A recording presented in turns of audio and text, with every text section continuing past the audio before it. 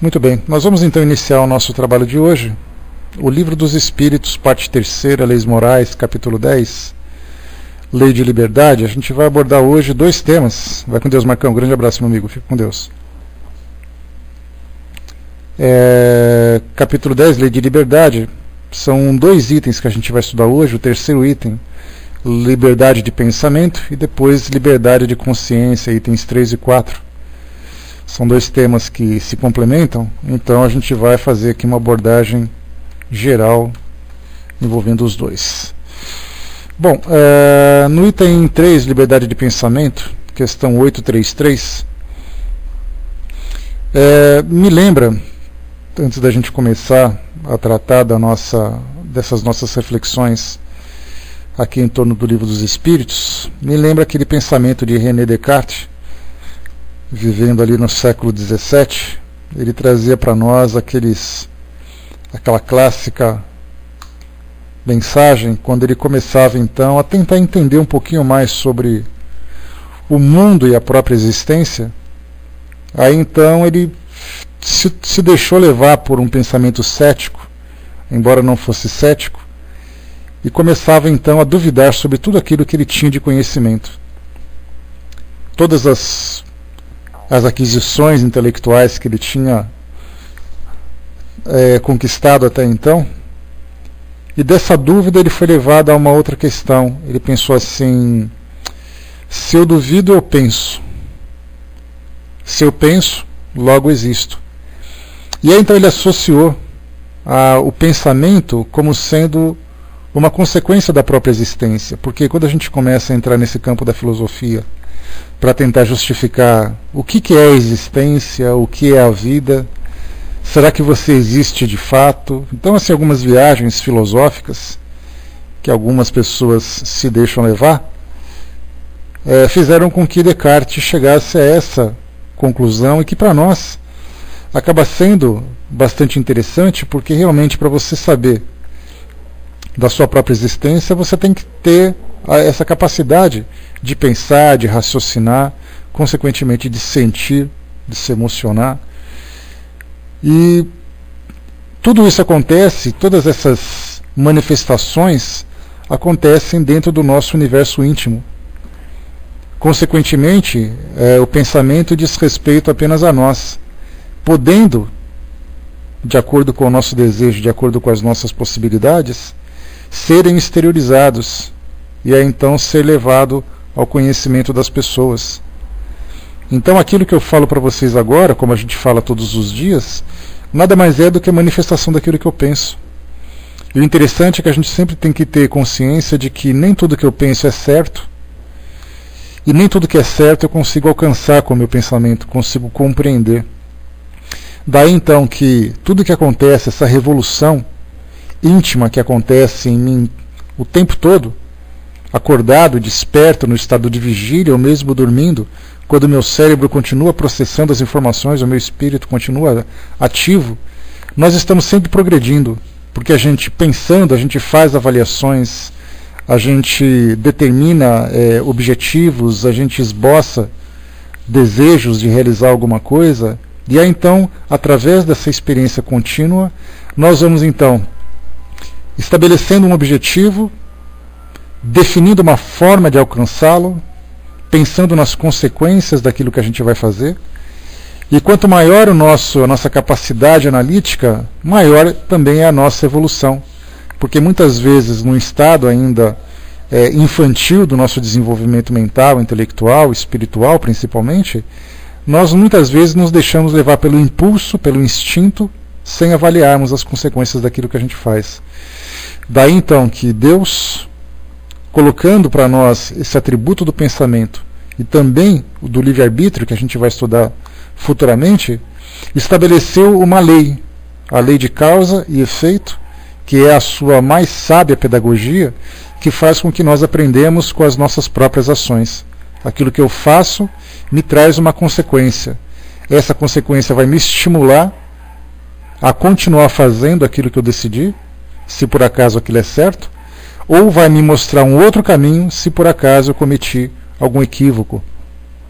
Se eu tomo uma decisão, essa decisão é produtiva para mim e também é produtiva para o meio onde eu me encontro, para a sociedade na qual eu me encontro inserido, eu sou estimulado a continuar praticando aquilo, porque aquilo é bom, na simplicidade da palavra. Se eu cometo uma atitude que para mim é boa, mas que eventualmente causa conflitos no ambiente onde eu vivo, eu naturalmente sou levado a novas reflexões para poder acertar. E então essa liberdade vai se expandindo conforme nós vamos crescendo intelectualmente, vamos crescendo também moralmente. Nessa questão, então, o interessante, aqui na questão 833, Kardec pergunta aos espíritos na questão da liberdade do pensamento: há no homem qualquer coisa que escape a todo o constrangimento, e pela qual ele goze de uma liberdade absoluta? Os espíritos respondem: é pelo pensamento que o homem goza de uma liberdade sem limites, porque o pensamento não conhece entraves. Pode-se impedir a sua manifestação, mas não aniquilá-lo. Quando nós vivemos no mundo físico, aqui no nosso mundo terreno, nós podemos eventualmente termos dificuldades de expressar as nossas ideias. Isso porque a própria sociedade nos constrange. Se por acaso você disser aquilo que você pensa, e aquilo que você pensa for contra a norma da nossa sociedade, você pode ser punido por isso, você pode sofrer consequências por isso. Então eu guardo meu pensamento para mim mesmo. Então a sociedade pode me impedir, de alguma forma, de manifestar aquilo que eu penso, mas jamais poderá me impedir de pensar. Quando nós levamos isso para o aspecto espiritual, nós já entramos num outro campo. Porque quando nós estamos encarnados, a nossa mente está diretamente vinculada com o nosso cérebro. Então um depende do outro para processar essas informações. E aí então, quando por acaso, num processo provatório, devido ao mau uso das minhas ideias em existências anteriores, eu tenho que sofrer a consequência dessa restrição, e aí então a própria reencarnação vai me trazer esse tipo de experiência através de um corpo físico falho, que vai me impedir não apenas de manifestar as minhas ideias, mas vai me trazer também constrangimentos no próprio ato de pensar. Nós vemos ali aqueles que sofrem as consequências das doenças mentais, né, das limitações intelectuais, espíritos encarnados em corpos bastante danificados, principalmente na questão do sistema neurológico, do cérebro, que os coloca numa condição simplesmente num estado vegetativo. E claro que nós vamos pensar assim, sim, o corpo está danificado, mas a mente continua pensando. Só que nós sabemos que o espírito vinculado à matéria, ele sofre a influência desta. Como nós lembramos aqui no próprio Livro dos Espíritos, lá no comecinho, quando o Kardec pergunta se por acaso, o corpo físico acaba de alguma forma interferindo no desenvolvimento do espírito, eles disseram que sim, isso pode acontecer. E aí isso acontece não apenas nesse momento, quando o espírito não consegue se manifestar, mas se por acaso ele é encarnado, ele desencarnado, ele continua trazendo consequências, ele continua trazendo as sequelas psicológicas daquela restrição que ele sofreu quando estava encarnado. No mundo espiritual, o espírito também vai sofrer isso. Então ele pode tanto ter essa dificuldade para expressar suas ideias aqui no mundo físico, como também no mundo espiritual. E isso a gente lembra que não são apenas de alguns anos, algumas vezes são séculos, dependendo do tipo, da forma como o espírito se relaciona no mundo espiritual. Quando nós lemos um livro, como por exemplo O Deficiente Mental, Porque Fui Um, nesse livro nós temos ali o depoimento de vários indivíduos, temos depoimento de vários espíritos que viveram aqui no mundo físico com esse tipo de dificuldade para expressar suas ideias, com paralisia cerebral, com síndrome de Down, com traumatismo crânioencefálicos, que acabaram lesando seus cérebros e eles acabaram tendo essa dificuldade. Algumas vezes, envoltos nesse universo físico, levam também para o mundo espiritual essa mesma dificuldade, como nós colocamos. Mas isso aí então a gente lembra que são determinações divinas que fazem com que o espírito, nesse tipo de limitação, tenha ali o seu aprendizado, tenha ali a necessidade de vivenciar essas situações. Mas no que diz respeito ao nosso mundo físico, mesmo naqueles locais, que a gente vai ver um pouquinho mais quando se fala sobre restrição de consciência também, a limitação de consciência, em alguns países, por exemplo, em algumas famílias, nós temos isso aqui no Brasil, constituímos uma família, temos ali o casal, temos os filhos, só que vivem num regime autoritário, naquele domínio absoluto, né? Ou tomados pelo ciúme, ou tomados pela autoridade, seja lá como for, que impedem que as pessoas manifestem o seu modo de pensar. E claro, elas continuam pensando na liberdade, pensando numa felicidade que elas não conseguem alcançar, pensando naquilo que poderia ser melhor, sem necessariamente expressar essas suas ideias. Daí então que nós temos que o espírito, dentro da sua condição normal, ele tem essa liberdade absoluta do seu pensamento. Essa é a parte importante. Aqui no item 834, Kardec dá continuidade a esse raciocínio, ele coloca para nós o seguinte: o homem é responsável pelo seu pensamento? Os espíritos respondem: é responsável perante Deus. Só Deus, podendo conhecê-lo, condena-o ou absolve-o segundo a sua justiça. E tem um pensamento muito interessante trazido pelo espírito Miramês, quando ele lembra para nós, né, quando ele nos traz uma passagem interessante, quando ele diz que cada pensamento nosso é uma semente que é lançada, e a mente das outras pessoas se torna aquele campo fértil onde elas fazem germinar essa semente. Então nós somos responsáveis pelo nosso pensamento, sem dúvida nenhuma. Mas de acordo com a diferença de desenvolvimento de cada indivíduo, e nós sabemos que o nosso mundo ele é bastante heterogêneo, tem aqueles que conseguiram alcançar um grau elevado de consciência, bastante elevado, e um grau de consciência muitas vezes no início da jornada, nós temos aqueles que influenciam uns aos outros. Então nós somos responsáveis pelo nosso pensamento, e quando esse pensamento é exteriorizado, ele de certa forma influencia as pessoas que captam, que absorvem e que permitem que esse pensamento germine, que muitas vezes pode trazer ali ações que comprometem não apenas o próprio indivíduo, como também a sua própria coletividade. Nós temos isso entre os professores, nós temos isso entre aqueles que professam, que proferem discursos, aqueles que são políticos, aqueles que são governantes, aqueles que são ditadores. Então, desde uma semente que é lançada, fertilizando a mente de uma criança, através do seu pensamento, porque a gente lembra que o pensamento ele não se expressa apenas através de palavras, ele se expressa também através de atitudes. Contei para vocês uma passagem certa vez, que na época, né, vocês conhecem a minha história, na época em que eu participava do movimento escoteiro, eu era chefe de escoteiros naquela época, e nós tínhamos um outro chefe, que era já veterano, mas que tinha ali os seus hábitos de vida. E um desses hábitos era exatamente o hábito de ser fumante.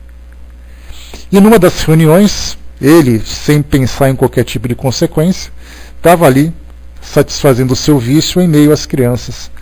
Pouco tempo depois ele veio contar uma história. E disse que ele encontrou com um jovem que fazia parte também do seu grupo, que se encontrava ali também fumando. Um jovem, menor de idade ainda, adolescente naquele processo de afirmação, né, da sua personalidade, da sua consciência, e ali então fumando, o chefe foi até ele e perguntou: mas por que você está fazendo isso? E ele disse assim: é porque um dia eu vi o senhor fazendo isso e eu achei bonito. E aí então nessa situação nós percebemos que através das nossas ações também provocamos esse tipo de influência. E então nós temos as influências que acontecem dentro de casa, as influências que acontecem na rua, as influências que acontecem na mídia. Tudo isso por quê? Porque o nosso pensamento se expressa, se exterioriza nas nossas ações, nas nossas palavras, em tudo aquilo que a gente faz. Vá com Deus, meu bom trabalho. Bom dia. Então nós somos responsáveis pelo nosso pensamento, mas de certa forma, por extensão, também somos responsáveis pelas consequências desse pensamento quando ele se torna, quando ele vai para o nosso mundo exterior, encontrando ali outras mentes, outras ideias.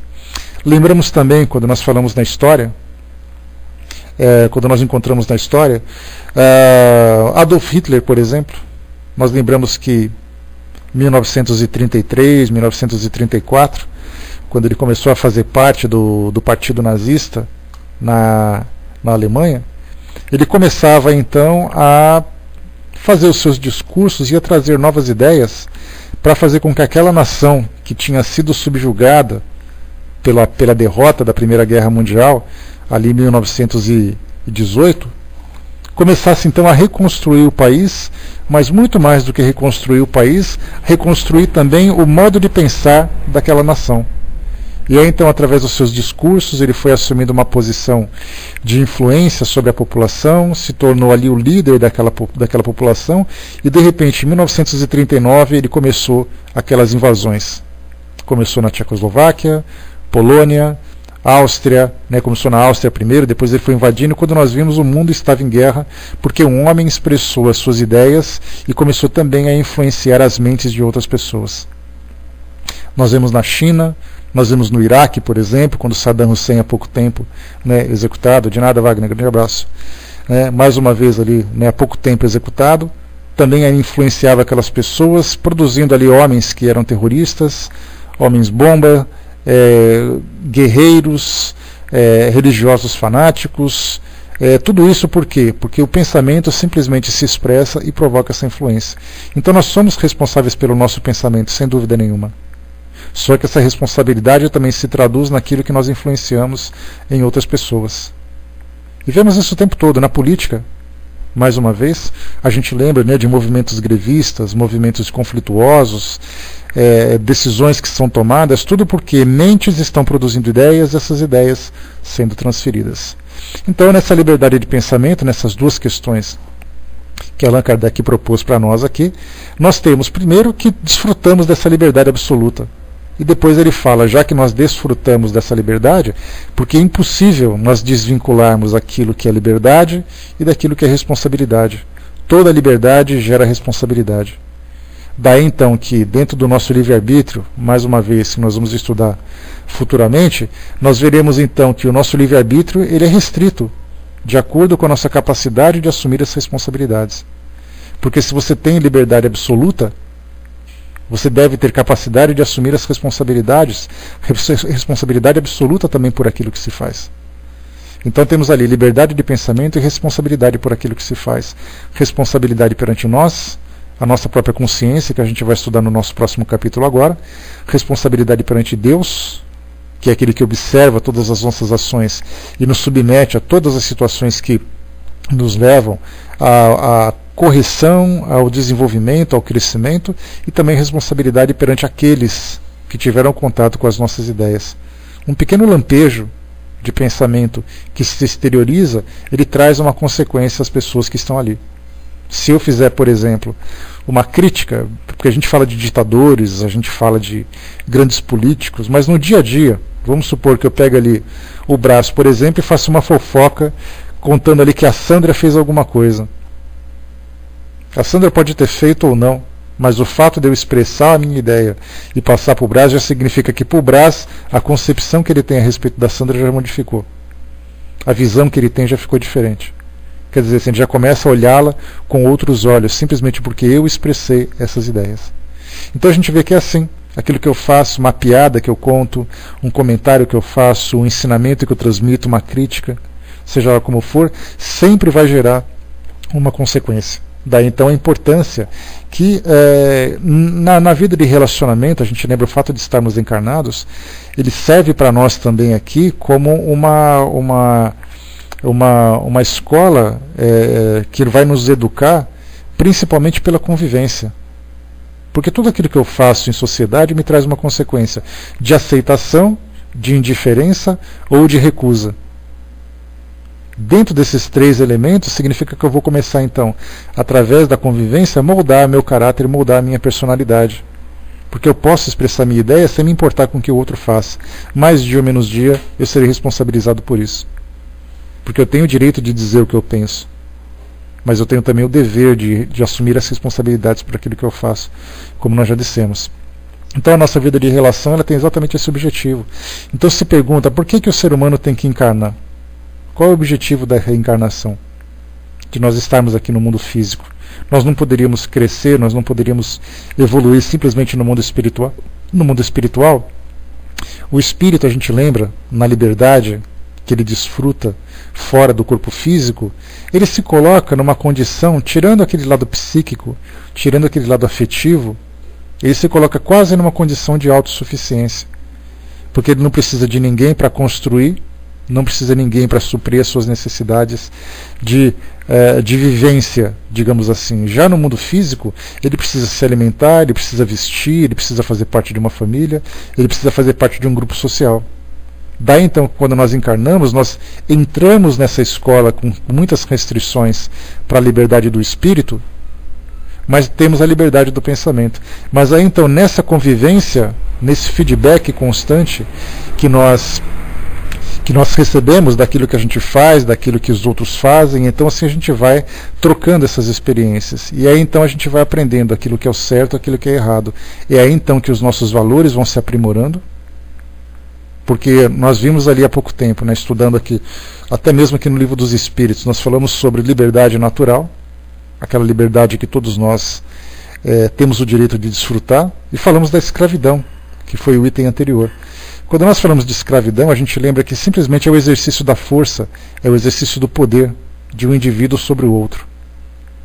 Esse é o pensamento que nós tínhamos no passado e ainda trazemos os resquícios significativos aqui no nosso presente.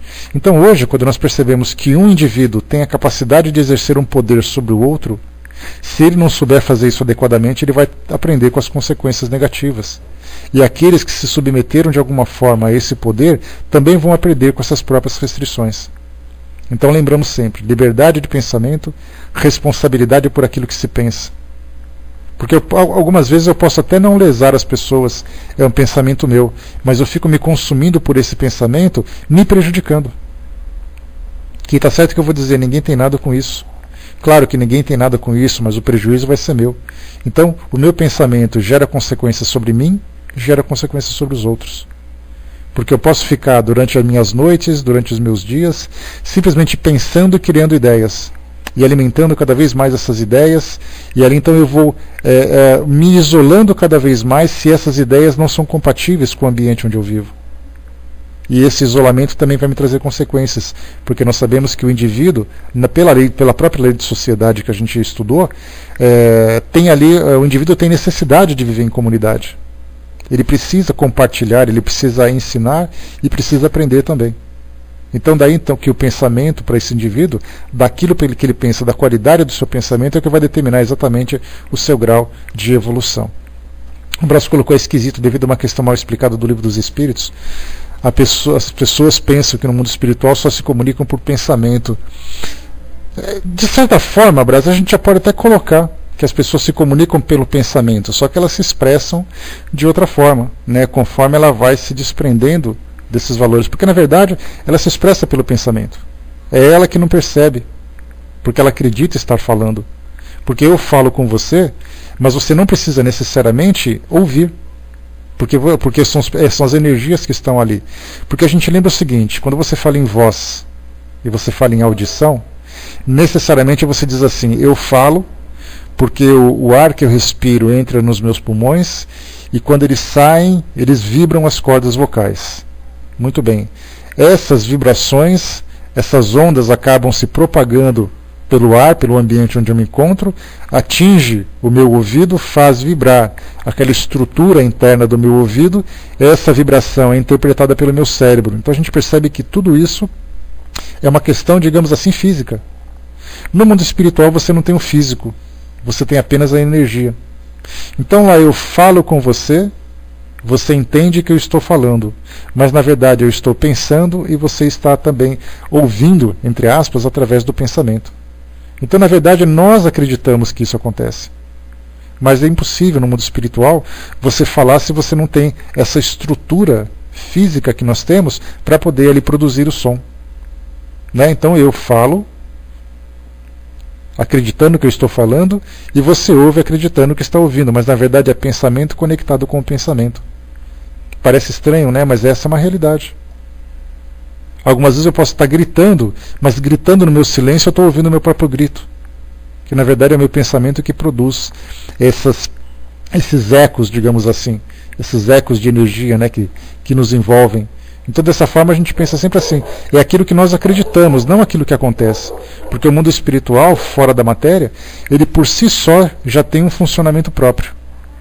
E nós, dentro desse mundo, nós vivemos dentro desse funcionamento. Agora, eu posso acreditar que isso é diferente. Eu posso criar na minha mente situações que eu acredito serem reais, mas que na verdade elas não são. Porque não sou eu que determino como é o mundo espiritual. O mundo espiritual é aquilo que ele mesmo é. A mesma coisa acontece de espíritos que estão no escuro. Um espírito entra num ambiente escuro, um ambiente sem luz, e ele fala assim, eu estou cego, não estou vendo nada porque aqui está escuro. É a crença pessoal dele. Porque no mundo espiritual você não tem olhos. A gente lembra que pela própria física, uma luz bate num corpo, essa luz reflete nos seus olhos que interpreta esses sinais, essa energia que vem irradiada. Então você está vendo alguma coisa. No mundo espiritual você não tem essa estrutura óptica para poder interpretar aquela claridade. Você simplesmente capta as energias do ambiente, porque tudo envolve energia. Como nós comentamos antes de ontem, no nosso estudo, a gente lembra que essa mesa, a mesa que sustenta os nossos computadores, a mesa que se encontra aqui no ambiente onde nós estamos, ela não é sólida. Essa mesa, na verdade, significa uma junção de moléculas, uma estrutura molecular ligadas por energia. Então eu posso bater na mesa, ela faz barulho. Mas na verdade são moléculas que estão ali. E a gente lembra que todo átomo irradia energia.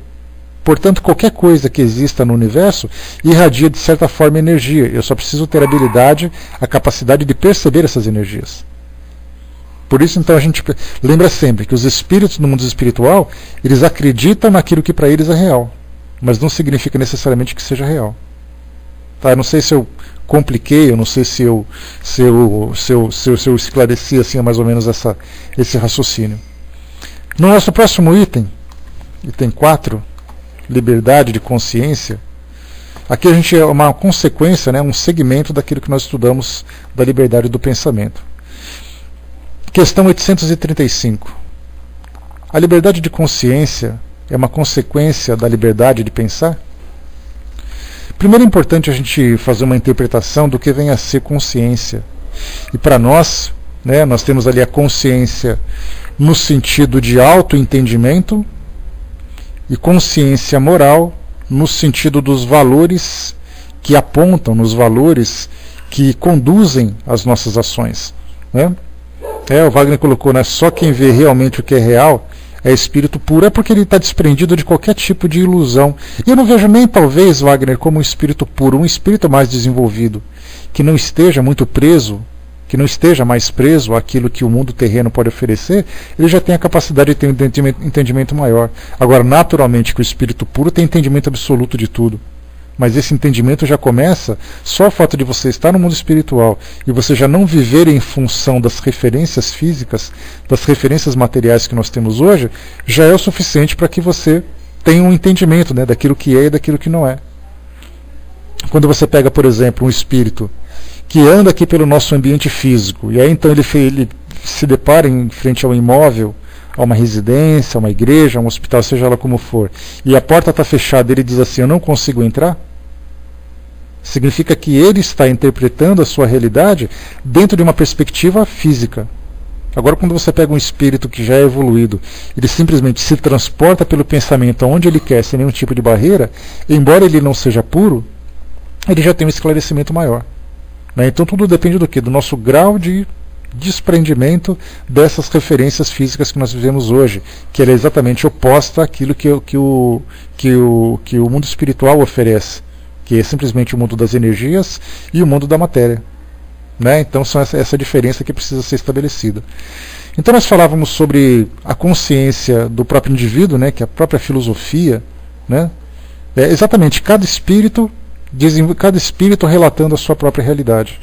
Assim como nós temos ali espíritos que são muito materializados, que foram... Kardec entrevistou no livro O Céu e o Inferno espíritos dos mais diversos graus evolutivos. Aqueles espíritos que são felizes, que embora sejam felizes, a gente lembra sempre, embora sejam felizes, não significa necessariamente que sejam desprendidos da matéria. Eles são felizes pelos valores que eles têm, eles dão mais importância, mas muitas vezes as referências que eles têm ainda são referências do mundo físico. Ainda falam dos meus filhos. A gente lembra de um espírito feliz que desencarnou, um espírito que desencarnou nessa condição de espírito feliz, que ela dizia assim: os meus filhos estão para cá, os meus filhos estão para lá. Essa questão de filiação, de paternidade, ainda é uma referência nossa do mundo físico. E ela já era considerada um espírito feliz em condição de viver num ambiente, numa dimensão mais elevada, né? É feliz, exatamente, felizes pela consciência do dever cumprido, exatamente essa definição. Mas as referências ainda, né? Olha, eu estou muito feliz e agora eu me vejo em condições de ajudar meus filhos. No mundo espiritual você não tem pais e filhos. No mundo físico nós temos pela gestação, pela consanguinidade, e quando você desencarna e você leva esse mesmo pensamento, que eu chego lá em cima e falo assim: desencarnei, encontrei com a minha avó. Essa questão também dos avós e dos netos são concepções físicas também. No mundo espiritual nós nos vemos como iguais. Todos nós somos irmãos, todos nós temos ali a mesma natureza, e já não alimentamos mais esses valores. Então tudo depende do quê? Do nosso grau de entendimento. Desde aqueles que são mais materializados, Kardec lembrou de um espírito que sofria ainda as doenças, o espírito que era decapitado, um espírito que ainda sangrava, o outro espírito que simplesmente desfrutava da sua liberdade. Cada um acreditando na sua própria realidade. Então é isso que a gente vai alimentando. E foi essa a proposta, né, que Jesus trouxe para nós na sua época, e é essa proposta que os espíritos estão trazendo constantemente para nós no tempo presente. Eles estão falando a importância de vocês se conscientizarem como espíritos que vocês são. Então essa consciência diz respeito ao quê? Eu sei quem eu sou, eu sei o que eu estou fazendo aqui, eu sei qual é a minha importância nesse contexto todo, então significa que eu tenho consciência de mim mesmo. Quando a gente fala sobre consciência moral, já é um outro aspecto da consciência. É aquela consciência, aquele juiz íntimo que julga as nossas ações pelos valores que nós alimentamos, né? Então nós temos ali o sentido, digamos assim, o sentido geral da consciência e o sentido moral. Quando a gente fala no moral, nós podemos dizer assim, que ele é uma capacidade, uma habilidade que o indivíduo tem de fazer julgamento do certo e do errado. Esses juízos morais que nós temos para poder refletir sobre os nossos valores, sobre as nossas normas sociais, sobre a moralidade da sociedade onde nós nos encontramos. Então são princípios e regras que nós vamos absorvendo, e quando nós infringimos essas regras, nós lembramos que a consciência de alguma forma nos diz: você errou. E se eu tenho a consciência desenvolvida, vem o sentimento de culpa. Esse é um sintoma clássico de uma consciência desenvolvida. Quer dizer, eu sei o que é o certo e errado, mas algumas coisas me levam a ter esse tipo de atitude. Nós tivemos ali várias situações na história da humanidade, por exemplo, em situações de grande constrangimento, em épocas de grandes conflitos sociais, em épocas de guerras e tudo mais. Por mais que eu alimente determinados tipos de valores, o amor pela vida, o amor pela família, o respeito pelo meu semelhante, eu consigo colocar em prática esses valores desde que o meu contexto esteja bem equilibrado, desde que a minha vida esteja bem harmonizada. Mas a partir do momento em que eu entro numa zona de conflito como essa, muitas vezes eu tenho que tomar decisões que vão contra tudo aquilo que eu acreditava. Um exemplo para vocês. Tivemos relatos durante a Segunda Guerra Mundial, eu já trouxe para vocês esse cenário, e eu falo isso para vocês agora porque falo assim desses contextos de guerra, porque levam o indivíduo aos extremos. Então, para a gente poder conhecer exatamente quais são as nossas fraquezas, é importante que nós sejamos submetidos aos extremos. Não adianta eu falar para você assim: eu sei quais são as minhas fraquezas, só que eu estou confortavelmente na minha casa, fazendo as minhas coisas, estou com as minhas contas pagas e tudo mais. Então, quer dizer, eu acho que eu tenho essas fraquezas, mas quando eu sou submetido a situações extremas, começam a surgir características da minha personalidade que vão, por exemplo, ser movidas pelo meu instinto e não pela minha razão. É meu instinto de sobrevivência que vai assumir o controle das minhas atitudes. Então, quando a gente fala em ambiente de guerras, nós somos submetidos exatamente a isso.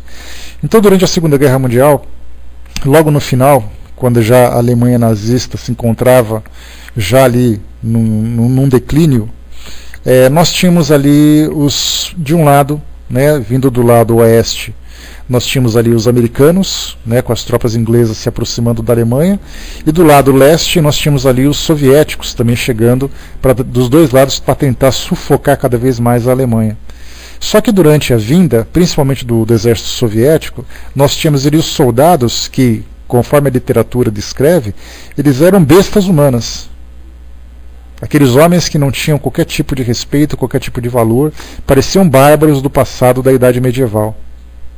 Então eles simplesmente invadiam, simplesmente destruíam, violentavam as mulheres que chegavam, né? Famílias eram violentadas nos seus valores, na sua intimidade e tudo mais. Mais de 6 mil mulheres foram estupradas por soviéticos naquela época, da Alemanha. E eles faziam isso por vingança. Eles diziam, já que vocês invadiram o nosso país, nós vamos invadir o país de vocês e vamos humilhar a sua sociedade. Por causa dessa imagem que era criada, quando os soviéticos iam chegando nas pequenas cidades, eles já sabiam o que estava acontecendo, muitas mulheres e muitas famílias cometiam suicídio, pais que assassinavam suas filhas, para não deixá-las passar por aquela situação. Então a gente vê que numa situação extrema, nós tomamos decisões que vão contra completamente os nossos valores. E isso, colocando uma condição como essa, quer dizer, eu tomei uma decisão baseado, né, as mesmas coisas também agora quando a gente fala do Vietnã, quando a gente fala do Iraque, quando a gente fala da Bósnia, quando a gente fala da Chechênia, quando a gente fala de uma série de situações conflituosas, na própria África também é assim. Né? Então, o que a gente coloca assim, que eles tinham essas atitudes. Essas pessoas que tomavam decisões contra os seus princípios cometeram esse suicídio. Ou mesmo soldados, um soldado que vai para uma guerra, eu fui criado numa família cristã, eu fui criado numa família bastante tranquila, eu tenho respeito por todas as pessoas, depois eu sou levado para uma guerra. E nessa guerra a opção é ou eu mato ou eu morro. Mesmo que eu não cometa nenhuma das barbaridades. Esse tipo de atitude de ter que matar uma pessoa que vai contra os meus princípios gera em mim uma culpa muito grande. E são esses conflitos de culpa, esses conflitos de consciência que muitos de nós trazemos do nosso passado em existências atuais e que geram em nós muito sofrimento e a gente não sabe por quê. Eu não sei por que eu sofro, eu não sei por que eu tenho medo, eu não sei por que eu tenho culpa, eu não sei por que eu me sinto uma pessoa inferior, eu não sei por que isso. Então esses muitos não seis que aparecem são exatamente isso, são situações que são geradas no nosso passado por sermos forçados a tomarmos decisões sem que nós tivéssemos entendimento do porquê. Né? Deixa eu ver, quando eu coloquei uma arma na cabeça de outro ser humano eu me senti muito mal. Wagner, eu imagino, Wagner é militar, naturalmente, né, se vocês não sabem, né, então na experiência de vida militar surgem muitas vezes situações em que você tem que apontar uma arma para alguém. Eu também já fazendo plantão na minha época, eu tive que tomar decisões ali que você era forçado, porque você estava defendendo um patrimônio e você sofria uma invasão. Tem um documentário interessante, Wagner, que você deve conhecer, chamado Senta a Pua.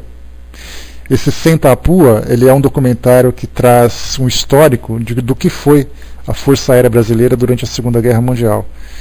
E eu já comentei com vocês sobre isso. No início desse documentário, tem entrevista de vários militares daquela época que contavam como foram as suas experiências. Alguns sorriam pelas lembranças agradáveis que tinham, apesar do ambiente de guerra. Outros choravam pelos companheiros que desencarnavam em virtude desse conflito e tudo mais. E aí então, teve um oficial que disse o seguinte: no começo, quando nós estávamos ali aquartelados, nós saíamos para uma missão e voltávamos. A primeira vez que eu vi um companheiro meu morto, preso num arame farpado, eu chorei durante 3 dias. Porque eu não suportava aquela visão. Depois de 1 mês durante a guerra, eu estava me perguntando quem vai ser o próximo que eu vou matar. Porque na verdade ele via assim, uma pessoa morta o chocava no início. Depois de um tempo ele se habitua àquele ambiente que ele já não se preocupa mais. É como se a consciência dele ficasse anestesiada pelo fato de ele ter forçado a vivenciar aquilo tudo. Daí então que nós vemos a complexidade da mente humana, das nossas culpas, da situação de nós vivemos no mundo de provas e expiações, onde somos forçados a viver aquilo que nós não vivemos. Né? A Vaninha lembrou também, né? Igual o pessoal que mora em comunidades, que convive com mortes. Né? Então nós temos pessoas ali que simplesmente veem um corpo no chão e... Eu me lembro que eu conversava com a Vaninha morava num local que de vez em quando eu via alguns tiroteios ali no Complexo do Alemão, no Rio de Janeiro. Então ela falava assim, a gente está ouvindo tiroteio lá atrás. Aqui onde eu vivo a gente não tem esse tipo de tiroteio. Quando a gente ouve um disparo de arma, a gente já fica assim, você ouviu o tiro que aconteceu na semana passada? Vira história para nós. No Rio de Janeiro e alguns lugares aqui de São Paulo, onde esses eventos são comuns, as pessoas nem comentam mais. Quando você fala assim, nossa, teve um tiroteio, ele fala, e daí? Todo dia eu ouço isso. Mais ou menos igual você passar no centro de uma grande cidade e você vê uma criança num semáforo pedindo comida. Aqui no Brasil as pessoas falam assim, ah é? Ah tá, e daí? Quando você vai num local onde isso não é aceitável, você fala assim, você viu a criança que estava pedindo alguma coisa no semáforo? Aí as pessoas olham para você e dizem espantadas, eu não acredito, onde foi isso? Então tudo depende do quê? Nós temos os nossos valores, mas a complexidade do mundo que a gente vive nos faz tomar decisões que vão contra esses valores. Por isso então que, vivendo numa esfera como nós vivemos hoje, num nível de evolução como esse que nós vivemos hoje, nós somos deparados por situações constantes que nos levam a esse tipo de julgamento, esse tipo de avaliação. A Suzana colocou, bom dia Suzana, a questão da tristeza, que não tem explicação em nossa vida, também é isso. Não tem porquê nessa vida ser tão triste. Tudo isso acontece, a gente tem muito, Suzana, situações de pessoas que vivem depressões, tristezas, medos, angústias, que não são explicados.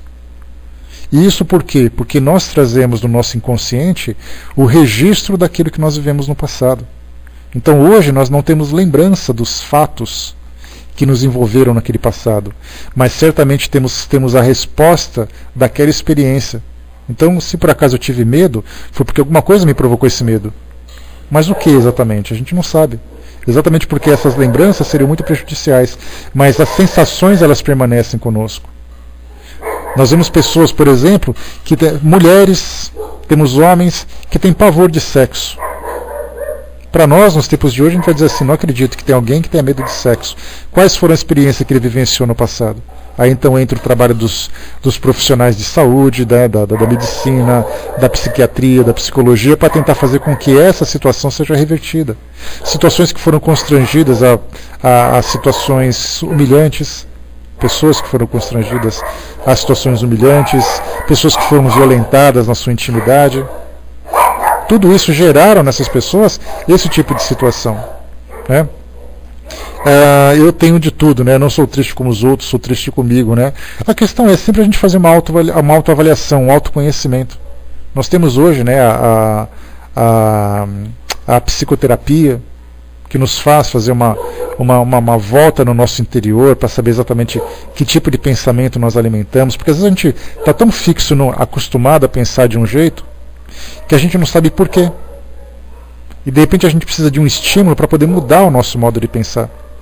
Que a gente fica assim, não, essa é minha vida, essa é minha capacidade, eu sou assim. Aí passam 10 anos, essa é minha vida, essas são as minhas capacidades e eu sou assim. Passam mais 20 anos, essa é minha vida, e a gente nunca reformula. A gente nunca para pensar, peraí, a minha vida é assim, mas eu posso fazer ela diferente. Essas minhas capacidades, mas eu posso tentar me desempenhar de um modo diferente. Eu sou assim, mas eu posso também viver de um jeito diferente. Então essa autoavaliação, esse autoconhecimento que a gente precisa desenvolver, é o que faz que a gente mude a direção do nosso modo de viver. E a gente descobre novas formas, a gente descobre novos valores, novos estímulos, para poder fazer com que a vida seja uma vida feliz para todos nós. Se a gente ficar alimentando muito esse modo de pensar, é exatamente isso. Se eu sou triste hoje, daqui a 10 anos eu vou continuar sendo triste. É uma coisa mais interna, eu sei como é que é.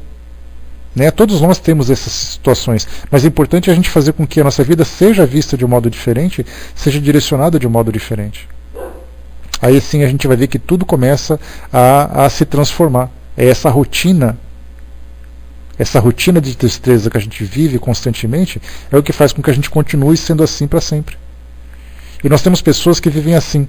Teve o caso de uma psicografia, para vocês terem uma ideia, uma psicografia de uma moça que se manifestou numa casa espírita, naturalmente, que ela era suicida. E no mundo espiritual ela continuava desejando morrer. Ela dizia assim, eu fiz isso quando eu me encontrava na carne, e eu continuo querendo fazer isso hoje, porque aquilo que eu penso simplesmente me deixa triste. Só que na verdade a gente não sabe o que gerou isso no passado dela.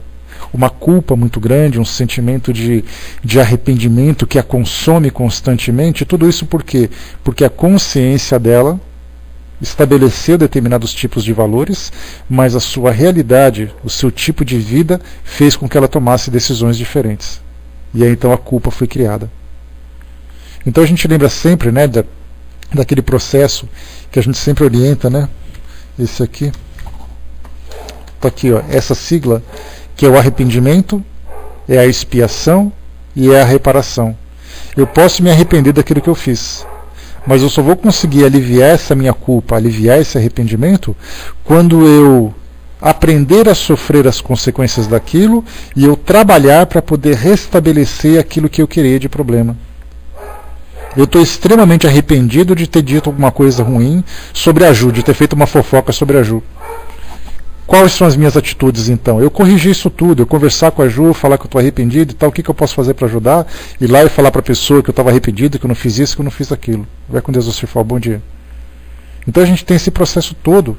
Pra gente, é o processo que a gente tem de resolver as questões pendentes na nossa consciência. E isso pode ser feito agora.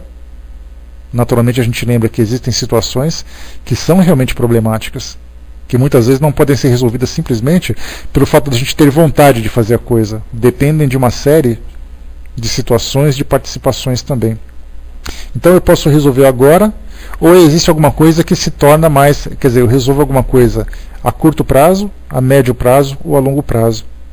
Aquelas a longo prazo são aquelas mais conflituosas.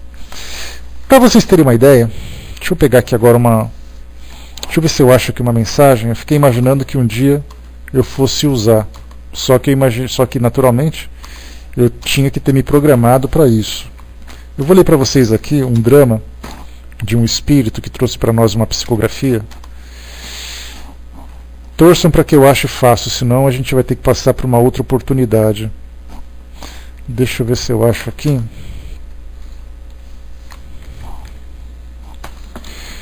Vou pegar aqui nas minhas anotações.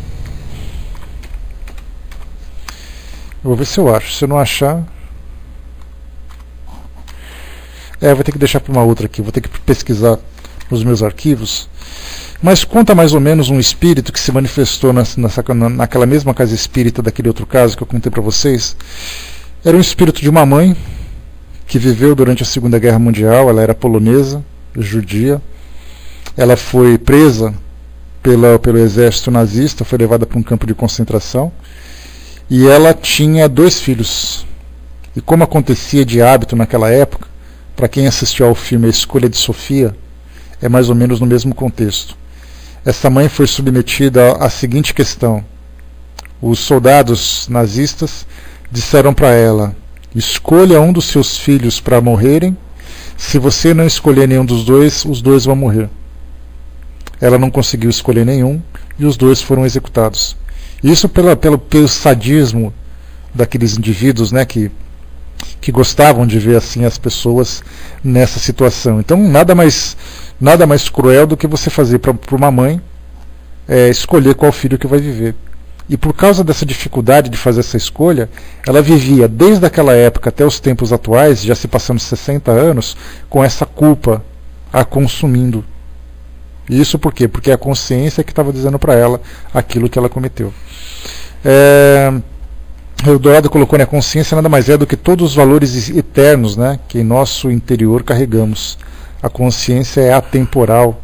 Eterna constitui as conquistas do princípio espiritual, aliado ao princípio inteligente, aos quais formam a alma de diamante. Com justa razão disse Jesus: com paciência possuireis vossas almas, né? E esse possuir as vossas almas significa você ter liberdade e domínio absoluto sobre si mesmo, sem ter medos, sem ter presas, sem ter amarras, sem ter absolutamente nada que te restrinja, né? E é exatamente esse que é o objetivo, né, que nós desejamos alcançar, que infelizmente ainda está bastante distante da nossa realidade, porque nós somos espíritos ainda passando por provas e expiações. E não adianta a gente querer imaginar esse grau de elevação para a condição que nós nos encontramos. Mas a gente já está no começo do caminho. O importante é a gente começar o caminho. A partir do momento que a gente começa, aí então o destino já se encontra traçado. Agora, é difícil quando a gente olha para o mundo e percebe que as pessoas não sabem ainda o sentido de estarem aqui. Elas vivem em função das suas necessidades mais básicas, elas vivem pelo poder, elas vivem pelas sensações, vivem pelas alegrias que o mundo físico pode oferecer, simplesmente não sabem. E nós vemos isso o tempo todo. Nós vivemos num planeta repleto de pessoas que simplesmente olham para cima por uma questão de um protocolo social, têm ali as suas religiões como uma convenção, mas elas não sabem exatamente para onde seguir. Elas querem alcançar o céu, mas não sabem como. Porque as religiões simplesmente não mostram para elas o verdadeiro caminho. E é fundamental para nós que professamos uma filosofia como essa, que nos fala que, olha, nós estamos aqui, mas nós não somos daqui. Você deve viver aqui nesse mundo por uma necessidade evolutiva, mas não se prenda àquilo que o mundo está te oferecendo, porque você não é escravo dele. Aqui para você é o seu palco de atuação, não é o seu cárcere. E muitos de nós vivemos assim. Então o nosso pensamento é assim: eu sou um espírito, estou encarnado, mas eu sou um espírito e eu tenho ainda a minha liberdade para desfrutar. É fundamental para todos nós. Tic-Tac colocou para nós, né, parece que nunca lembramos que Jesus pode se aproximar de nós através de um pedinte, né, de roupa suja, rota e tal, né? Exatamente porque a gente tem essa dificuldade de lidar com aquilo que a sociedade oferece, pela banalização, pelas cobranças, pelas nossas próprias limitações. Mas apesar das dificuldades do mundo, a gente tem que saber viver bem, saber sofrer, digamos assim, né? O bom combate. Aqui no nosso Livro dos Espíritos, então, quando se fala sobre consciência de autoconhecimento, Kardec pergunta na questão 835: a liberdade de consciência é uma consequência da liberdade de pensar? Os Espíritos colocam: a consciência é um pensamento íntimo que pertence ao homem, como todos os outros pensamentos. A diferença, porque quando você pensa em termos de raciocínio, não significa necessariamente, ou não, aliás, não significa o pensamento no sentido de consciência. Porque quando eu foco meu pensamento e começo a desenvolver ideias em torno dele, eu não estou pensando a respeito de mim mesmo, e eu não estou fazendo julgamentos, eu estou buscando soluções. Quando eu estou pensando, estimulando a minha criatividade, eu não estou falando de consciência de mim mesmo. Então, na verdade, consciência significa uma categoria de pensar, só que direcionada agora para o próprio indivíduo, para o seu autoconhecimento, para a sua capacidade de se desenvolver, pelos seus valores, pelos valores que se alimentam. Na questão 836, vamos em frente. O homem tem o direito de pôr entraves à liberdade de consciência? Quer dizer, eu posso limitar aquilo que as pessoas pensam a respeito de si mesmos? Não mais do que a liberdade de pensar, porque somente a Deus pertence o direito de julgar a consciência. Se o homem regula pelas suas leis a relação do homem, de homem para homem, Deus, por suas leis naturais, regula as relações do homem com Deus. A gente lembra, quando se fala sobre constrangimento, a respeito da consciência, só um instantinho. Quando a gente fala sobre esse constrangimento a respeito da consciência, a gente lembra que essa liberdade, ela faz parte, ela é uma força do nosso progresso espiritual. Mas nós lembramos que no mundo que a gente vive hoje, nós temos países, por exemplo, que, pelo fato de terem uma visão muito materialista, e que desejam opor essa liberdade, acabam agindo para que o indivíduo não exponha aquilo que sente e também aquilo que pensa. É o caso, por exemplo, nós vemos de um modo bastante claro aquilo que acontece nos países islâmicos, onde nós temos aquelas mulheres que são constrangidas a vestirem aquelas roupas, não podem expressar as suas ideias publicamente, não podem expressar as suas ideias sequer num ambiente espiritual, um local assim bastante difícil de se viver, e os espíritos que estão ali presentes vivendo aquela experiência naturalmente têm ali as suas necessidades. Mas nós temos isso hoje. Então hoje, pelas leis humanas, de acordo com cada cultura, de acordo com cada ambiente, nós podemos tentar impedir essas manifestações.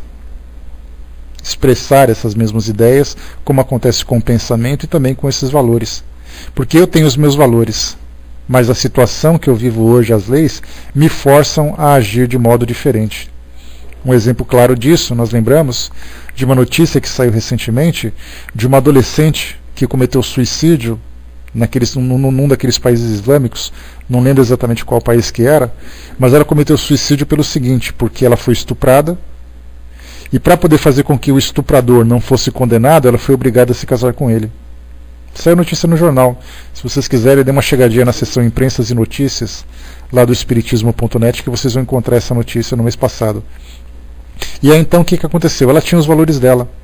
Quais são os valores que uma mulher tem? O respeito por si mesma, o respeito pelo seu corpo, o direito que ela tem de escolher com quem ela vai se relacionar. E de repente, por causa de uma lei, uma criança, uma adolescente, uma mulher, ela é forçada a se relacionar com alguém que ela não quer. Então, dessa forma, nós percebemos que a sua consciência, de certa forma, se encontra sendo violada, passa por uma violação. Passa por uma violentação, na verdade. E aí, então, muitas vezes, quer dizer, ela tinha amor por si mesma, ela tinha amor pelo seu corpo, ela tinha amor pela vida. Ela não foi respeitada na sua individualidade, não foi respeitada na sua intimidade e foi forçada a cometer um ato contra aquilo que ela acreditava, que era o amor pela vida. Ela cometeu suicídio por não suportar aquela situação. Então são leis do nosso mundo que levam pessoas, isso é porque eu contei esse caso, mas nós temos aí situações das mais diversas. Jovens que se prostituem, jovens que são levados ao tráfico, jovens que são levados ao furto, pessoas que são levadas à corrupção por uma fraqueza de caráter muitas vezes. Tem uma passagem interessante do filme Cruzada, né, que conta a história das cruzadas entre cristãos e muçulmanos naquele período do século XI, século XII, em que um jovem foi levado diante de um rei cristão e a recomendação que esse rei cristão fez foi: não importa o que um homem fale, mesmo que ele seja um rei. Se você fizer alguma coisa, quando você estiver diante de Deus, você nunca vai poder dizer para Deus que você fez porque te mandaram, porque você é dono da sua própria consciência. Essa foi uma passagem muito interessante desse filme, mas que traz para nós uma realidade. Você pode ser chamado a fazer tudo aquilo que você quiser, mas se você fizer, mesmo que seja por medo, você assume responsabilidade por aquilo que fez.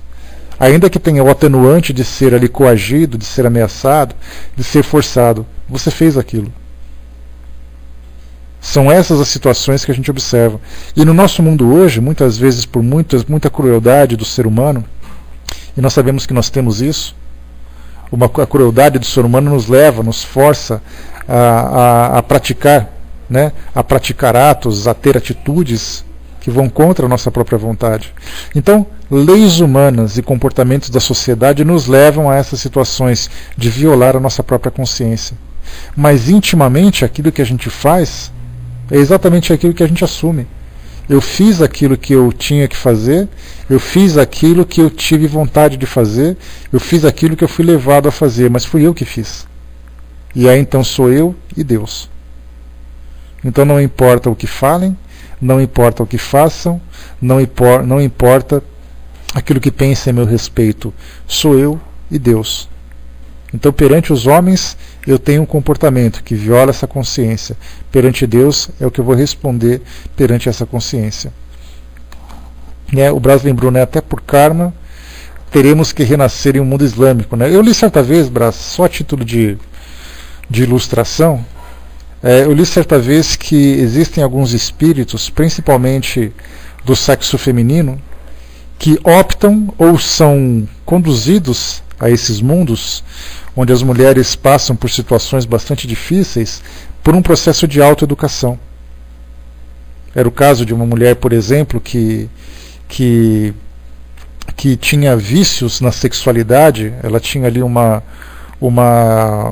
tinha ali um comportamento bastante equivocado, e ela fez por opção nascer nesse mundo.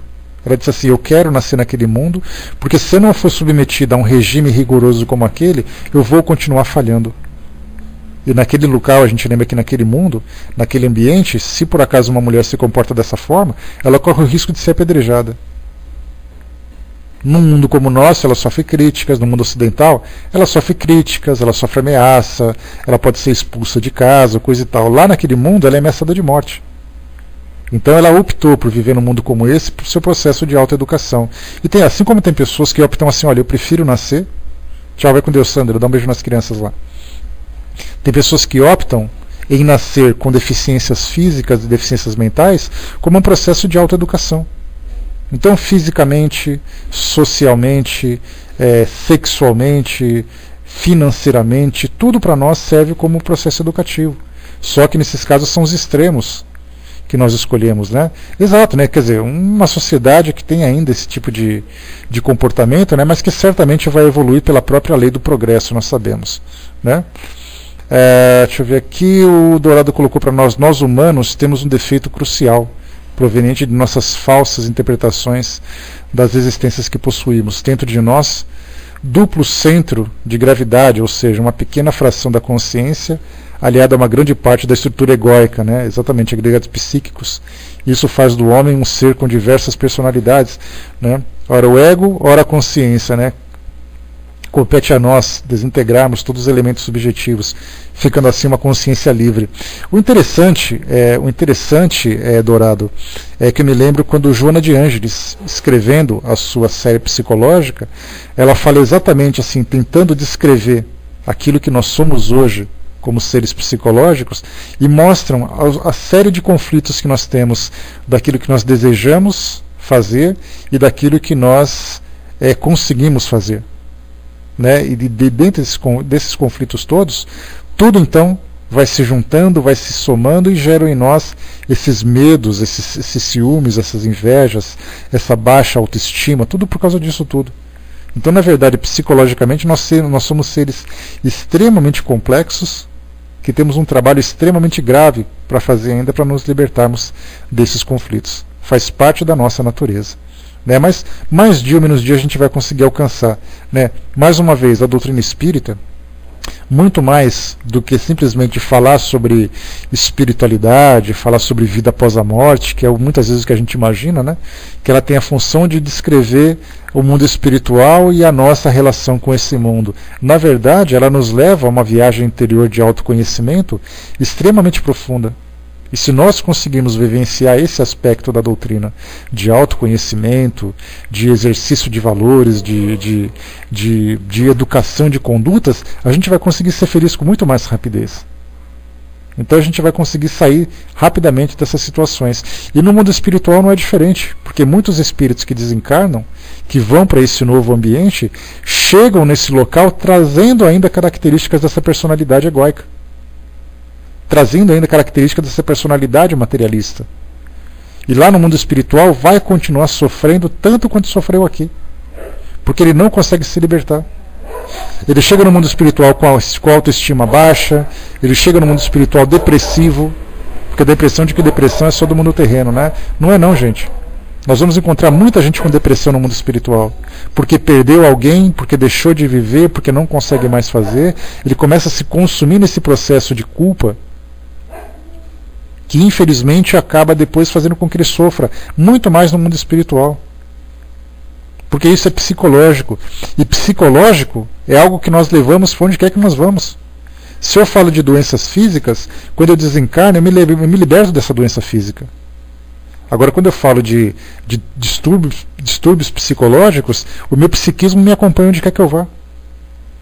Então nós estamos hoje nesse processo de aprendizado, de autoeducação, de crescimento. Se nós conseguimos hoje alcançar um nível mais evoluído nesse processo, nós chegaremos no mundo espiritual libertos de muitos desses conflitos, com toda certeza. Aqui no Livro dos Espíritos, vamos em frente. 837. Qual é o resultado dos entraves à liberdade de consciência? Resposta dos espíritos: constranger os homens a agir de maneira diversa do seu modo de pensar, o que é torná-los hipócritas. A liberdade de consciência é uma das características da verdadeira civilização e do progresso. Tudo aquilo que a gente falou agora. Quando nós conseguimos fazer com que as nossas leis sejam justas, quando nós conseguimos fazer com que a nossa sociedade seja justa, quando nós conseguimos sermos justos individualmente, respeitando os limites de cada pessoa, nós nos respeitarmos a comunidade onde nós nos encontramos, nós alcançaremos a verdadeira civilização e o verdadeiro progresso. Ainda vivemos numa sociedade onde cada um por si, Deus para todos. Quando se fala em cada um por si, o meu pedaço primeiro, depois o de vocês. E se vocês não fizerem direito para que eu ganhe meu pedaço, então eu vou, dentro das minhas capacidades, combatê-los, seja fisicamente, seja psicologicamente, seja moralmente. Eu vou enfrentá-los para que eu possa me beneficiar. Quando o eu sair do centro do nosso mundo e nós pensarmos em nós, na nossa capacidade de doação, na nossa compreensão, na nossa capacidade de amor a nós mesmos e às pessoas, seguindo aquele ensinamento de Jesus, amai a teu próximo como a ti mesmo. Esse lema, quando ele se fizer verdadeiramente presente na nossa vida, nós teremos uma mudança radical no nosso modo de viver. Eu não farei mais alguma coisa ao outro que eu não gostaria que fizesse em mim. Eu não farei isso no trânsito, eu não farei isso na minha casa, eu não farei isso no meu trabalho, eu não farei isso em nenhum lugar. Porque se eu faço alguma coisa para o outro, que se eu estivesse no lugar dele, eu sofreria por isso, eu simplesmente não faria. Mas infelizmente nós estudamos os ensinamentos de Jesus, mas praticamos de um modo diferente. Até mesmo pela liberdade de consciência. Se eu acredito numa coisa que para mim é saudável, que direito você tem de vir e me impedir de pensar naquilo que eu quero? É saudável para mim, eu não faço mal para ninguém, por que eu devo ser constrangido a fazer isso? E nós vemos então esses combates, Kardec vai falar um pouquinho sobre crenças, principalmente. Por que as religiões hoje se combatem? As religiões ocidentais, principalmente, elas estudam os ensinamentos de Jesus. Por que eu tenho que forçar uma pessoa a pensar diferente de mim? Que pensa diferente de mim a pensar como eu. Esse é um problema que a gente percebe. Quer dizer, as pessoas estão numa escola religiosa, estão aprendendo ensinamentos espirituais, mas estão agindo de um modo completamente diferente. Isso porque não conseguiram ainda entender o sentido das coisas. 837. Qual é o resultado dos entraves à liberdade de consciência? Já lemos aqui sobre constrangimento. 838. Toda crença é respeitável, ainda mesmo quando notoriamente falsa? Respondem os espíritos. Toda crença é respeitável quando é sincera e conduz à prática do bem. As crenças reprováveis são as que conduzem ao mal. Então mostra, quer dizer, eu tenho liberdade de consciência para pensar naquilo que eu quero, para acreditar naquilo que eu quero. Mas a questão é, aquilo que eu acredito faz bem a mim? Aquilo que eu acredito faz bem à minha sociedade? Porque muitas vezes eu acredito numa coisa que para mim faz mal, que eu não entendo. Algumas vezes eu tenho práticas filosóficas, práticas religiosas, que para mim estão fazendo mal, porque estão me deixando alienado, porque estão me deixando revoltado com alguma coisa. Então, na verdade, assim, essa crença que eu alimento, ela pode ser... ela tem liberdade de existir, ela tem liberdade de se manifestar. Quando ela tem essa prática ao mal, a gente precisa, na verdade, não simplesmente combatê-la. Porque nós temos ali religiões, por exemplo, que nós vemos que claramente aqueles que professam estão equivocados. São situações conflituosas que nós vemos na televisão, fala-se uma coisa, se comporta de outra. Vemos líderes cometendo equívocos nas suas atitudes. E de repente a gente olha assim, bom, aquele líder claramente está equivocado, porque não é isso que ele deve fazer com relação a comportamento moral, com relação a dinheiro, com relação a crenças, a acreditar no mundo espiritual, naquilo que ele transmite para os seus seguidores. E de repente a gente olha para os bancos das igrejas, dos templos, e vê pessoas humildes que simplesmente seguem cegamente aquilo que está sendo passado. olha para aquela senhora humilde que sacrificadamente, né, oferece um contributo àquela instituição que faz mau uso do seu dinheiro. Aquela pessoa que acredita numa mensagem equivocada. Por exemplo, se você não fizer isso, Deus vai te castigar. Deus vai levar o sofrimento para sua casa. E aí então você fica temeroso e faz aquilo. Quer dizer, é isso que Deus transmite para você? Você tem a liberdade de escolher.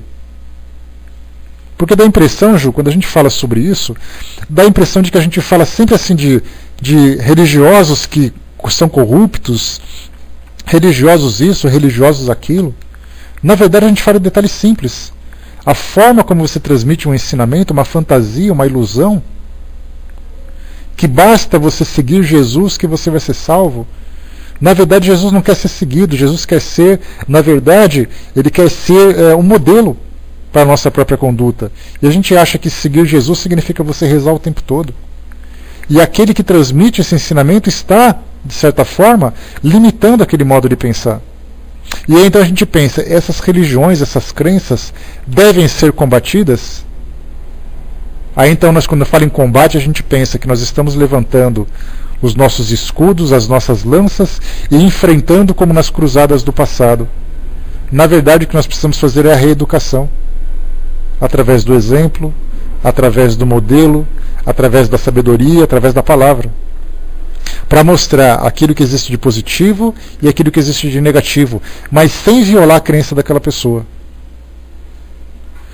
Falando de um outro filme, que nós certa vez aqui comentamos, uma comédia romântica chamada Tenha Fé.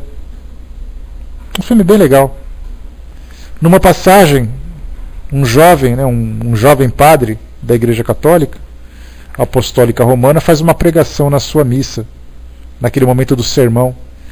E ele pergunta para as pessoas quais são os 7 pecados capitais. Uns lembravam, outros não lembravam. E aí então ele falava assim: vocês falarem sobre os 7 pecados capitais significa vocês falarem sobre o conhecimento que vocês têm da religião de vocês. Alguns têm mais conhecimento, outros têm pouco conhecimento. Isso nós falamos de religião. Mas quando nós falamos de fé, a fé é inviolável. Nós não temos direito de violar a fé de ninguém. Se aquilo que você acredita te faz bem, se aquilo que você acredita te faz feliz, eu não tenho direito de dizer para você que você está errado. Porque você fez a sua própria escolha. Então a fé, ela se encontra instalada no tempo sagrado da alma de cada pessoa. A religião se encontra na razão, porque ela vai decorar, ela vai ler, ela vai pensar. A fé, ela vai sentir. E se aquilo que ela sente a faz feliz e a conduz à prática do bem, ela deve ser respeitada por isso. Questão 839. Não importa qual religião seja. Muitas vezes nós somos tomados por uma paixão pela nossa própria crença, que nós acreditamos que todas as pessoas devem acreditar na mesma coisa. E aí então a gente fala, não, porque os católicos, porque os evangélicos, porque eles fazem isso, porque eles fazem aquilo. Nós não temos direito de fazer isso desde que as crenças que eles professam sejam crenças saudáveis para eles e para a sociedade. Eles podem não ter o esclarecimento que nós temos. Muitas vezes nós também não temos o esclarecimento que eles têm. Então nós devemos nos respeitar por essas diferenças. Na questão 839, somos repreensíveis. Vou continuar, filhinha, rapidinho, já acabo aqui. Somos repreensíveis por escandalizar em sua crença aqueles que não pensam como nós? Respondem os espíritos: isso é faltar com a caridade e atentar contra a liberdade do pensamento.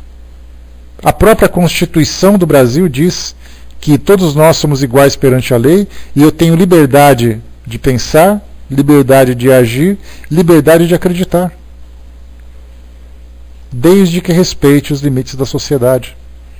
Então eu tenho liberdade de expressão, eu tenho liberdade de religião. Não importa a crença, não importa a raça, eu tenho essa liberdade. E quando eu chego para alguém e falo assim, você é um ignorante, porque você acredita nisso, eu estou na verdade indo contra aos meus próprios princípios, Porque a caridade significa eu respeitar aquele que o outro pensa, mesmo que seja um pensamento limitado, mas que para ele é saudável.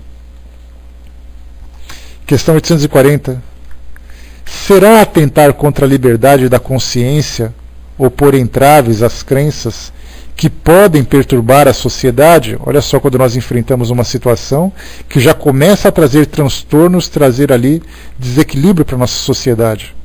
Respondem os espíritos: podem reprimir-se os atos, mas a crença íntima é inacessível. Então nós podemos impedir que uma instituição abra suas portas, eu posso impedir que as pessoas manifestem as suas crenças publicamente, mas eu jamais vou conseguir atingir o íntimo dela. Nós vimos certa vez uma situação em que um grupo de evangélicos estiveram numa praia do Nordeste e estavam distribuindo panfletos, aqueles santinhos religiosos, para seguidores da Umbanda que estavam fazendo ali a sua celebração numa praia. E eles estavam ali indo contra aquilo que eles acreditavam, falando de que Jesus ia salvar, que eles não deviam fazer aquilo, que aquilo era coisa do diabo, coisa parecida. Então, na verdade, se isso fosse possível, impedi-los de se manifestar, né, simplesmente para poder transmitir. Isso não importava, Ju, né? Salvar as pessoas, né? Então eles poderiam até impedir aquelas pessoas de estarem naquela praia naquele momento, mas jamais iriam mudar o modo de pensar. O Espiritismo viveu isso no seu passado. Centros espíritas eram impedidos de abrir suas portas pela polícia. Estava no Código Penal. Acontece ainda, né, Armando, aqui no nosso litoral. No Código Penal impedia, mas isso não impedia da gente acreditar naquilo que a gente acredita. Kardec faz um comentário a esse respeito.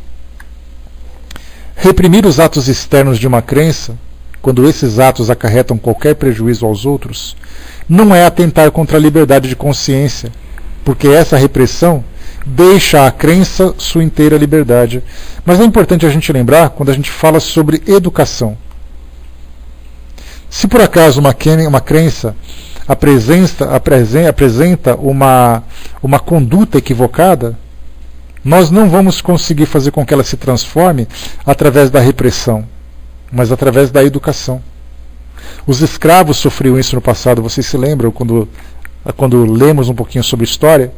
Os escravos não podiam manifestar as suas crenças, daí eles começaram então a cultuar os santos católicos, dando ali os seus próprios nomes para poderem ter essa liberdade, mas quando eles estavam ali dentro do seu próprio ambiente, somente eles então faziam os seus cerimoniais.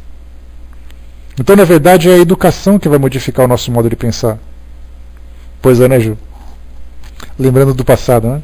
Então, é a educação que vai trazer essa transformação. Se você está fazendo alguma coisa equivocada, vamos pensar naquilo que você faz. Você pode cometer um ato contra a sociedade, você pode cometer um ato contra a nossa legislação, você está machucando as pessoas, você está assustando as pessoas. Não é assim que se faz. Não adianta a gente pegar essa pessoa, algemar e jogar na cadeia, porque quando ela sair ela vai fazer a mesma coisa. A gente olha para a televisão e vê ali aqueles jovens muçulmanos, radicais, infelizmente, né, equivocados dentro da doutrina correta, utilizando, né, aquelas roupas bomba para poder explodir. Porque eles receberam uma educação equivocada. Na verdade, o nosso papel é reeducá-los. Mostrar aquilo que eles estão fazendo, as consequências, o certo. Então essa repressão, através da violência, só vai gerar violência. A própria história mostra isso.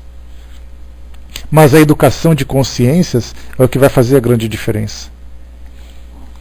841.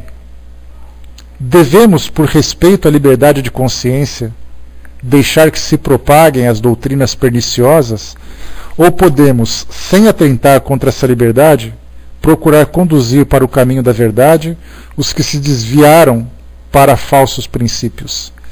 Aí Kardec já faz uma pergunta praticamente autoexplicativa, né? Que ele fala: a gente pode então agir contra essas doutrinas de um modo a esclarecê-las sem violar as suas consciências? Respondem os espíritos: certamente se pode, e mesmo se deve, mas ensinai, a exemplo de Jesus, pela doçura e persuasão, e não pela força, porque seria pior que a crença daquele a quem desejássemos convencer. Se há alguma coisa que possa ser imposta, é o bem e a fraternidade, mas não acreditamos que o meio de fazê-lo seja a violência. A convicção não se impõe. Então o ensinamento dos Espíritos é bastante claro, dizendo que é pelo exemplo, pela persuasão, pelo raciocínio, pela razão, pela experiência que a gente vai fazer com que aquilo que se encontra equivocado se transforme. Jamais pela violência. E nós vemos violências religiosas e filosóficas o tempo todo aqui hoje. Pessoas que sofrem preconceito da sociedade, pessoas que são agredidas moralmente, pessoas que são agredidas fisicamente. Simplesmente porque não acreditam da mesma forma que os outros. E muitas vezes, por terem uma crença equivocada, sofrem essa mesma violência, que acaba se tornando completamente improdutiva. Desculpem. Questão 842, para a gente finalizar esse capítulo. Como todas as doutrinas têm a pretensão de ser a única expressão da verdade, por que sinais podemos reconhecer a que tem o direito de se apresentar como tal? E é exatamente essa, né? Essas religiões, todas elas se sentem donas da verdade, inclusive a nossa. Nós temos aqueles que são espíritas que dizem assim: nós encontramos a salvação, ou seja, fora do espiritismo não há salvação. Como no passado disseram, fora da igreja não há salvação, como disseram, fora disso não há salvação. Mas se a gente analisar todas as doutrinas que se encontram hoje em nossa sociedade, qual é aquela que poderia, aquela ou aquelas, porque a gente fala de diversidade no nosso mundo, e a gente deve respeitar essa diversidade. Quais são aquelas que de fato podem se dizer, mesmo com linguagem diferente, aquelas que trazem realmente a sua verdade? A resposta dos Espíritos: essa será, ou essas serão, dentro da nossa visão, a que produza mais homens de bem, menos hipócritas, quer dizer, que pratiquem a lei do amor e da caridade na sua maior pureza, na sua aplicação mais ampla. Por esse sinal reconhecereis que uma doutrina é boa, pois toda doutrina que tiver por consequência semear a desunião e estabelecer divisões entre os filhos de Deus só pode ser falsa e perniciosa. Para finalizar, me lembro daquela passagem de Leonardo Boff, que é filósofo, teólogo, em contato numa reunião, num congresso com Dalai Lama, representante máximo do budismo tibetano. E aí então, naquele diálogo que eles estavam travando, Leonardo Boff, com uma certa malícia, perguntou para o Dalai Lama: qual é a melhor religião? E aí então ele imaginando, né, que o Dalai Lama fosse dizer para ele, claro que é o budismo. E o Dalai, com toda a sabedoria, disse assim: a melhor religião é aquela que faz um homem mais caridoso, mais paciente, mais tolerante, mais sábio. Essa é a melhor religião. Então, na verdade, não importa qual é a minha religião, qual é a sua religião. O que importa é o resultado dessa religião na minha conduta. Muitas vezes as pessoas dizem assim: mas o espiritismo é coisa do diabo. Pessoas que convivem comigo. Mas o espiritismo é coisa do mal. Eu digo assim: mas você me considera uma pessoa má? Ah, não considero. Você já me viu tendo alguma prática demoníaca nas minhas ações? Não, nunca vi. Então por que você acha que a minha religião me faz ser uma pessoa desse tipo? E a gente lembra aquela passagem de Jesus, que o fruto cai perto da árvore. Se o fruto é bom, é porque a árvore é boa.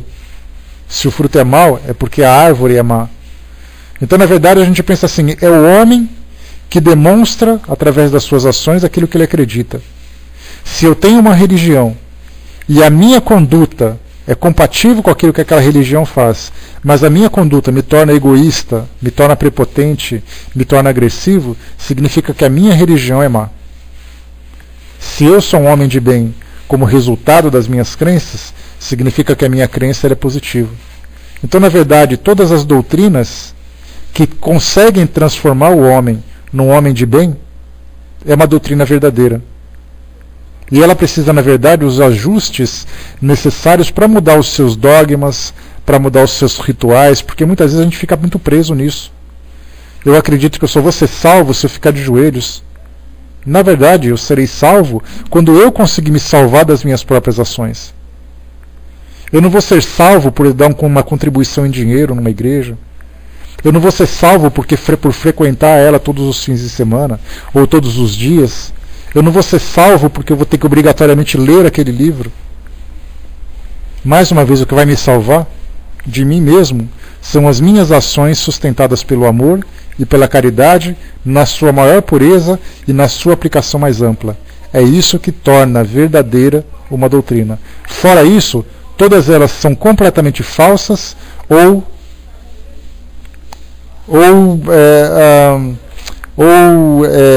uma falsidade ainda em depuração, que é uma característica ainda da nossa natureza, né? Nós somos seres humanos ainda em aperfeiçoamento, ainda ignorantes, ainda tentando compreender as coisas. Consequentemente, as nossas crenças também são imperfeitas. Mas a partir do momento que a gente vai se depurando e vai crescendo, certamente essas crenças vão se modificando.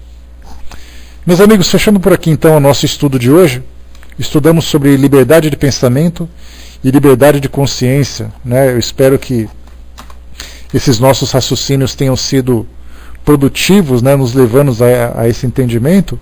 E o mais importante, esse capítulo nos leva a uma postura diferente diante das diferenças. Se as pessoas pensam diferente como nós, se elas estão certas, se aquilo faz bem para elas, e se elas demonstram isso através de atitude, nós temos obrigação de respeitá-las. Se por acaso elas estão equivocadas, nós temos ali o dever de esclarecê-las, não de combatê-las. Porque se eu combato alguém, eu estou tão equivocado, aliás, eu estou mais equivocado do que ela, porque eu achava que era dono da verdade. E se eu tenho uma atitude como essa, significa que eu estou indo contra exatamente aquilo que a minha própria doutrina acaba mostrando. Por isso, então, respeito pelas pessoas, respeito pelo modo de pensar, isso não só dentro das religiões, politicamente, esportivamente, socialmente, todos nós temos direito a expressar as nossas ideias. Normalmente a gente vê isso, né? Por exemplo, no esporte, a gente brinca, né? Porque o meu time é esse, o seu time é esse, o meu time é melhor do que o outro, então fica naquela brincadeira entre amigos. Mas quando a gente extrapola isso, a gente vê pessoas morrendo na rua por causa disso, porque elas torcem por times diferentes. Tivemos no Egito lá, 80 pessoas morreram num massacre dentro de um campo de futebol. Aqui no Brasil, num clássico que teve aqui em São Paulo, Corinthians e Palmeiras, um jovem foi assassinado na rua simplesmente porque ele pensava diferente. Num partido político, pessoas são exiladas dos seus países porque não pensam como a maioria.